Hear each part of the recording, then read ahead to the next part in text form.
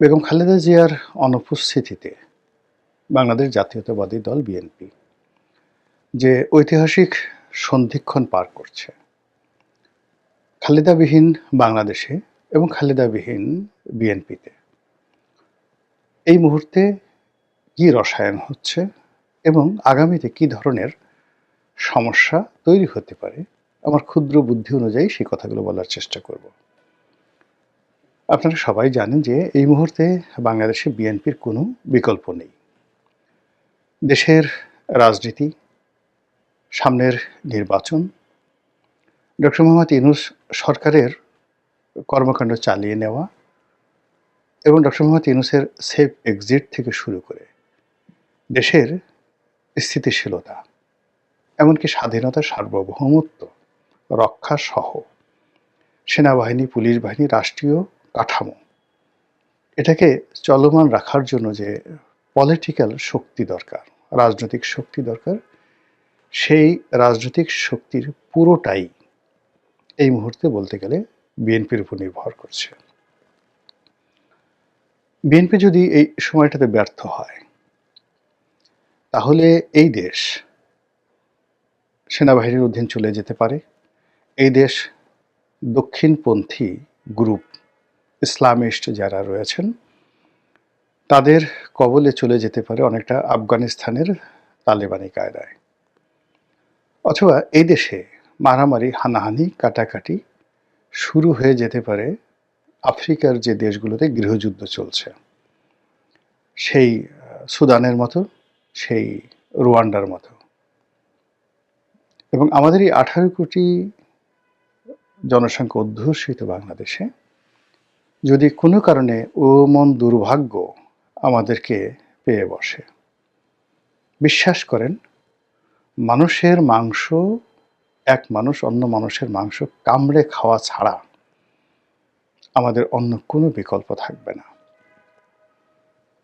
এবং যখন এই 18 কোটি মানুষকে নিয়ে এই বাংলাদেশ গাঙ্গেয় বদ্বীপ বিপদে পড়বে, এখন যে সকল বান্ধব আমরা দেখছি, আমেরিকা সেন্ট মার্টিন নিতে চাচ্ছে, ভারত দখল করতে যাচ্ছে, পাকিস্তান তারা নিজেরা দেউলিয়াত্ব সত্ত্বেও বাংলাদেশের রাজনীতির ব্যাপারে নাক গলাতে চাচ্ছে। যদি আমাদের নিজেদের মধ্যে সংহতি না থাকে, উন্নয়নের চাকা উল্টে যায়, রাজনীতির যে স্থিতিশীলতা নষ্ট হয়ে যায়, তাহলে পৃথিবীর কোনো দেশ আমাদের দিকে ফিরেও তাকাবে না। আমরা এই ঢাকা শহরে বসে বসে যারা বিভিন্ন রকম কথাবার্তা বলছি, বিশ্বাস করেন সেই হেলাল হাফিজের কবিতার মতো গ্রাম থেকে লক্ষ লক্ষ মানুষ শহরে আসবে। কোন বাড়িতে খাবার আছে, কোন বাড়িতে অর্থ আছে, খুঁজে খুঁজে প্রত্যেকটা বাড়ি থেকে মানুষ মেরে 5 কেজি চাল, 1 কেজি চাল, 1 মুঠো ডাল নেওয়ার জন্য খুনোখুনি শুরু করে দেবে। আজ প্রায় 15 লক্ষ রোহিঙ্গাকে আমরা খাওয়াচ্ছি রাষ্ট্রীয় অর্থে। বিদেশিরা সামান্য কিছু দান খয়রাত করছে। এই 15 লক্ষ দুর্ধর্ষ রোহিঙ্গা কক্সবাজার অতিক্রম করে চট্টগ্রাম চলে আসবে, নোয়াখালী, কুমিল্লা থেকে শুরু করে ঢাকার উপকেন্দ্রে চলে আসবে এবং আমাদেরকে ছিঁড়ে কুটে খেয়ে ফেলবে। এই যে সমস্যাগুলো, এই সমস্যাগুলো কেবলই মাত্র রাজনৈতিক নেতৃত্ব দ্বারা নিয়ন্ত্রণ করা সম্ভব। কোনো পুলিশ দ্বারা, কোনো মিলিটারি পাওয়ার দ্বারা, কোনো অ্যাটমিক বোমা দ্বারা এই যে চলমান সমস্যাগুলো যেগুলো চলছে, এগুলোর যে ভয়াবহতা, সেই ভয়াবহতা থেকে দেশ এবং জাতিকে রক্ষা করা সম্ভব নয়। এখন রাজনীতির ময়দানে যে ভারসাম্যহীনতা চলছে, আওয়ামী লীগের অবর্তমানে যে একটা বিরাট শূন্যতা, সেই শূন্যতার মধ্যে ছোট ছোট রাজনৈতিক দলগুলো গত 17 মাসে যারা একটি ওয়ার্ডের, মানে গ্রাম অঞ্চলের যে ওয়ার্ডগুলো রয়েছে, ইউনিয়ন পরিষদের যে ওয়ার্ড, সেখানে 2 থেকে 2,500 ভোট পেলে একজন মেম্বার হতে পারে।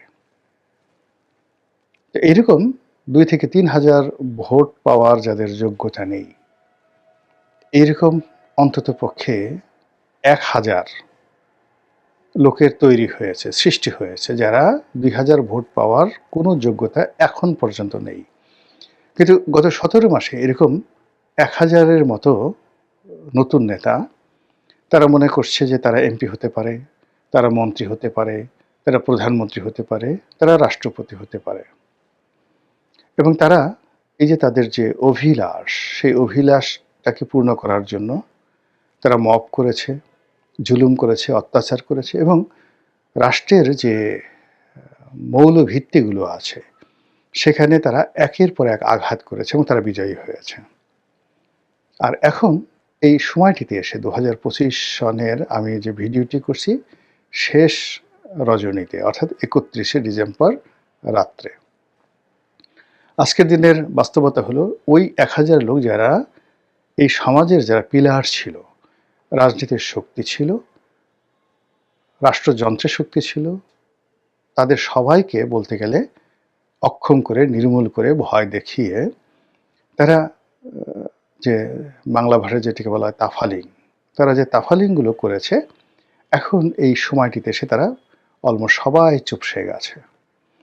১,০০০ তো দূরের কথা, এখন একজন লোকও ওই মানে যাকে বলা হয় মব করার মতো, যারা একসময় মব করত, তারা কেউ আর এখন আগের অবস্থানে নেই।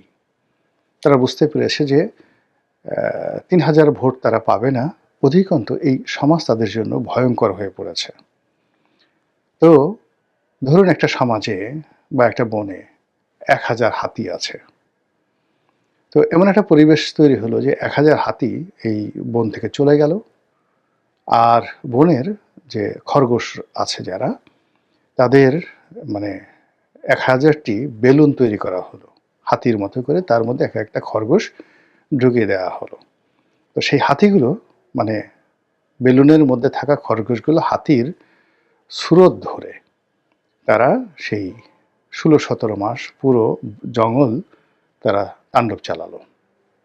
এবং বনের অন্যান্য যারা প্রাণী রয়েছে, সেটা সজারু, হরিণ, শিয়াল ইত্যাদি যে প্রাণীগুলো আছে, তারা ওই হাতিকে মানে হাতির যে বেলুন কাঠামো, সেই কাঠামোর মধ্যে মূলত খরগোশ, তাদেরকে হাতি মনে করে তারা ভয়ে থর থর থর থর করে কাঁপল।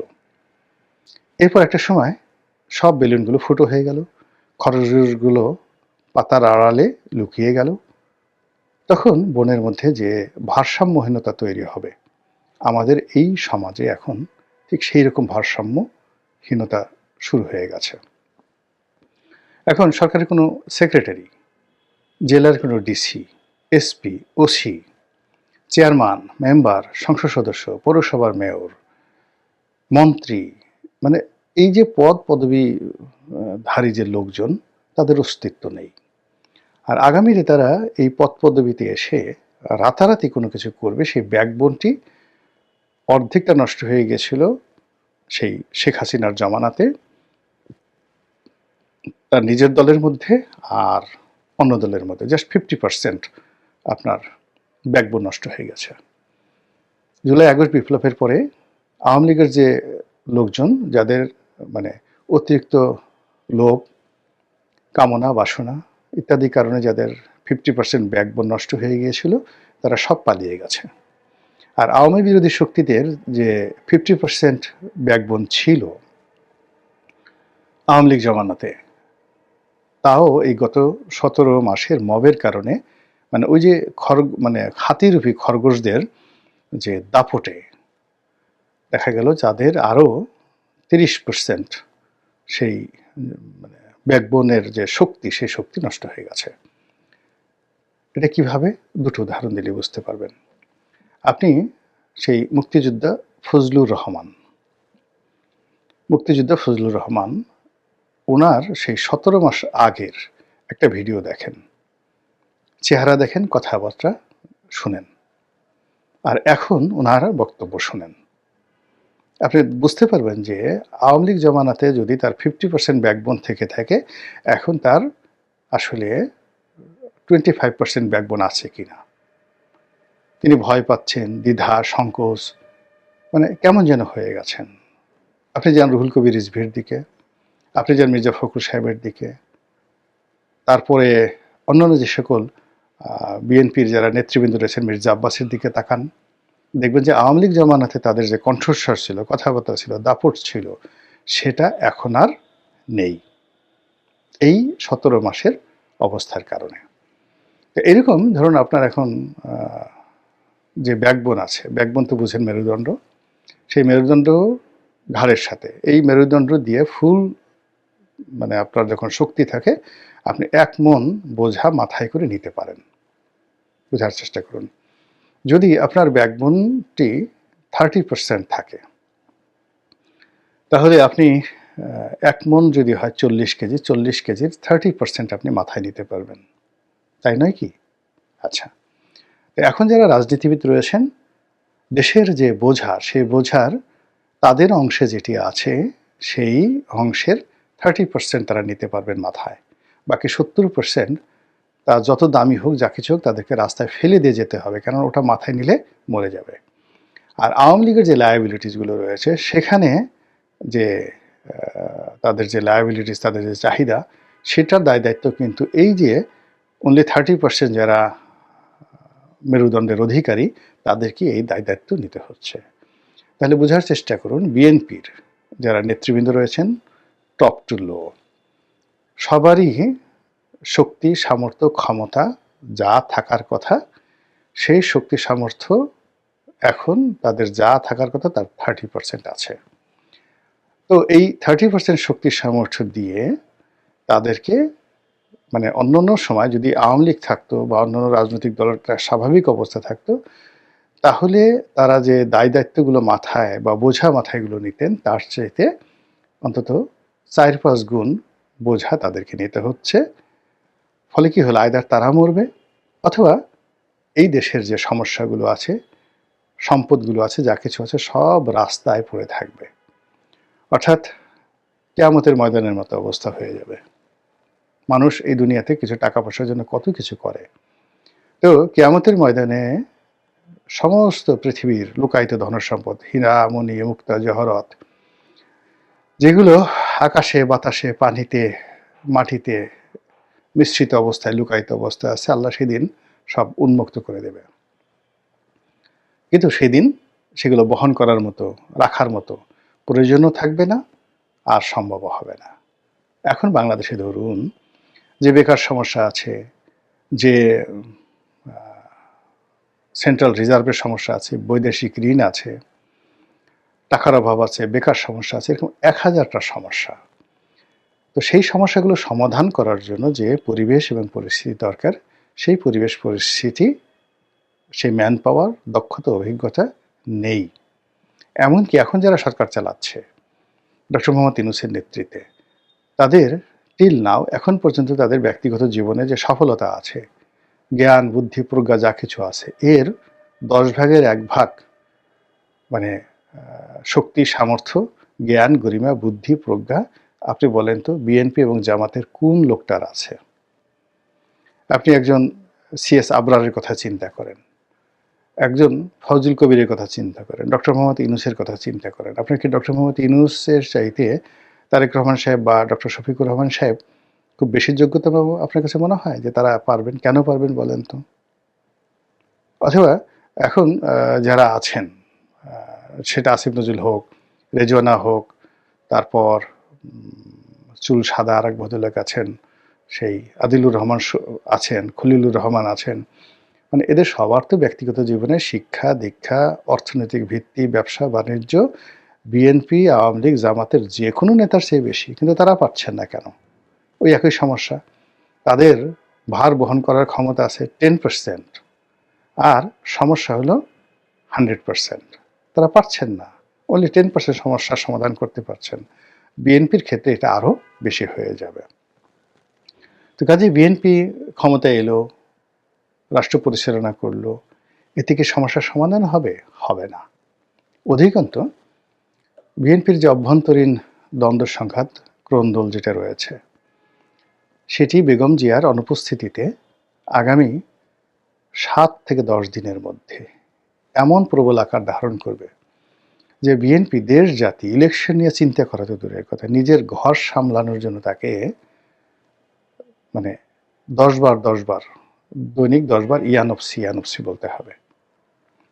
দ্বিতীয়ত, বেগম জিয়াকে ঐক্যের প্রতীক মনে করে বিএনপির উপরে অনেকে রহম করেছেন, অনেকে বিএনপিকে সমীহ করেছে।